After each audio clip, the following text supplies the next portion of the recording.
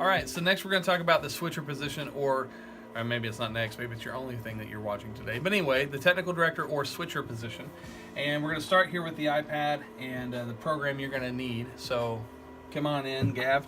All right, so Strata Pro is the app that we use. It should be up when you come in, but if it's not, it's right there. First off, if this becomes unresponsive, I'm going to show you how to deal with that first.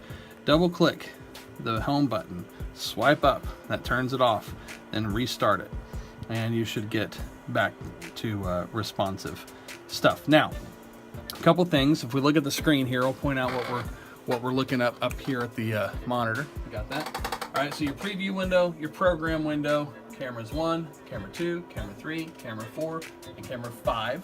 These are all coming from the robotic camera, and that's what you'll get is 1, 2, 3, 4, and 5 from here. They have presets.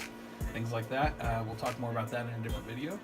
And then camera 6 and camera 7, which are located in the sound booth on the left and right. From there, camera 7 is, if you're in the sound booth, it's the one on the left. Camera 6 is the one on the right. 7 has a deeper throw right now because the lens that's on it, but that can change. We also have listed here CPU 0. This is the main screen that we do the words for the music, the lyrics. They go out to the main sanctuary, TVs, and then we also play our videos through it, which you'll see your videos currently looping. A couple things you'll want to note as the switcher is, we'll let the producer make those decisions. All right, so anyway, that's kind of the layout there. The additional thing that you have is CPU 9, and you don't see a preview for it anywhere. There's not a preview except for over here in the producer spot, and that comes through right over here. And what this role does is gives us the lower third titling. So anytime we use a lower third titling overlay with video, then it's going to come from this computer. And we're going to talk about how we control all of this. It's pretty straightforward if you've ever used a switcher. If you haven't, it's still relatively straightforward. You'll notice these set of buttons right up here. It shows cameras 1 through CPU 9 and CPU 0. Deck A is not hooked up, but so don't worry about that. The camera 1, if as I click these, it's a hard punch, meaning it's switching immediately what comes out of the program feed, because this top layer says program. So whether we do a media, these things we don't use for anything, but they are the program feed. So down here is preview. Okay, that changes things in the other window, and then that's how you can transition. Okay, so right now we have camera 1 in program, camera 6 is in preview. And we have two ways of transitioning. And go ahead and get close again here because I want to show how to do that.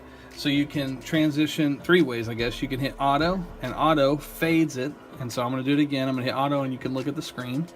And we'll look at how that looks. Auto fades. And so you see it, it's predetermined set of time. Or you can do a cut, and it cuts between camera 1 and camera 6. This is the same as hard punching. It basically just swaps preview and program.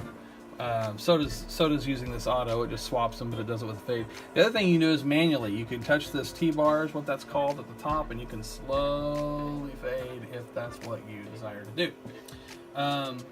That's basically how everything that you're going to do from the switcher position that's the bulk of all of it. Now, the other thing is what is called downstream key, listed here as a DSK1. Okay, now if you do this and you turn it on, then that allows for overlays. And if you look up there, this is what's those lower third titlings I was talking about coming from CPU 9. When I fire off this video, you'll see it fly in, Gavin Leesfield Media Pastor. And because of what we have the lower thirds built, it transitions itself in and out. The other thing you can do is instead of using DSK1, you can set it to auto. Now what that'll do is that if I fire off that video, you won't see it. It'll be in preview. Oh no, it shouldn't have seen it, but you did see it, so I'm not sure why that happened. Okay, so anyway, not sure why that's happening, but we don't ever use it anyway, so it doesn't matter. A couple of things to note. There's a button at the top, FTB. It says fade to black, and that's exactly what it does. It fades program to black. So you can use that at the end of service to fade to black before you shut off the stream. And then at the top we have a couple things, aux 1 through 3. Now what this does is we have 3 aux outputs. Aux output 1 is what feeds the TVs in the sanctuary, and it's directly tied to CPU 0. So whatever happens on the Lyric computer, CPU 0, it needs to be there, so it's only that comes out. Aux 2, I don't remember what it feeds, but it's changeable. And then Aux 3 feeds our recording, and it's set to program because we want to record what's coming out through the program. There may be a time where we take clean 1 or clean 2. Those are basically program feed minus any downstream keys or upstream keys. So we don't really need to do that at this point, but that's how that works. That's pretty much what you need to know about how this thing functions. And now for the philosophy of it all. When we're switching, there's a couple things we want to make sure happens. One, whatever content is being heard, we want to show that. So if it's a worship leader and they're leading, they're singing out, that's what needs to be on screen for the most part. Knowing that there's phrases in a song, and this comes from when you practice with everybody and you go through the rehearsal. As a phrase ends, you want to be set up on another shot to take a guitar or to take drums, or any instrument is going to be something that you can take in between phrases. But you always want to come back to what's happening. If there's a guitar lead, you want to take a guitar lead. If there's a drum solo, you want to take the drum solo. So use your ears. When you're listening to the service, shoot what, or put, take the shot of what you're hearing. The other thing is, the more intimate the moment, the tighter the shot. So if it's a real, up-tempo song, it's not real intimate, it's real surfacey, then you're not going to necessarily be in really tight. But if it's a slow song, really intense, you want to be in tighter on the worship leader, especially because you can show the emotion that's coming out of them. If it's at a distance, it feels a little more sterile. But if it's up close, then you really can feel what they're putting out there. Also, using the difference between the hard cut and the auto fade. We don't want to ever get stuck in the middle of a transition. So if you're going to use the T-bar manually, then you want to just do it through completion. You don't want to sit there and hang. Now, I know sometimes we have the urge, it's a really cool shot, and you see two people and they're over top and it's really neat.